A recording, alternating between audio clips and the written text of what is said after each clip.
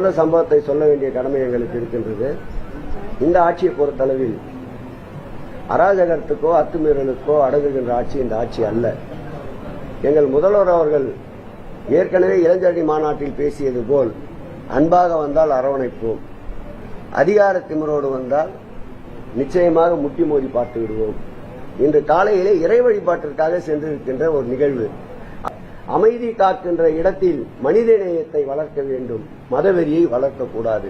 நாங்கள் தொடர்ந்து சொல்வது கலைகளை வளருங்கள், நாங்கள் உங்களோடு இருக்கின்றோம்.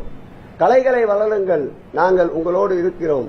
கலவரத்தை வளர்க்காதீர்கள். நிச்சயம் அதில் தமிழகத்தில் அந்த கலவரத்துக்கு இடமில்லை. காலையில் நடந்த நிகழ்வுதான். நடுநிலையாளர்கள், பொதுமக்கள், அங்கு கூடி நின்ற அந்த 10-20 பேரை தவிர்த்து அனைவரும் அவர்களை பார்த்துத்தான் முகம் சுளித்தார்கள். மீடியா பலம் இருப்பதால் அங்கொன்றும் இங்கொன்றும் கட் செய்து எடிட் செய்து வெளியிடுகிறார்கள். உண்மையில் நடந்த சம்பவத்தை நீங்களே விசாரித்து உங்கள் மனசாட்சிக்கு ஏற்றாற்போல் நீங்கள் பதிவிடுங்கள்.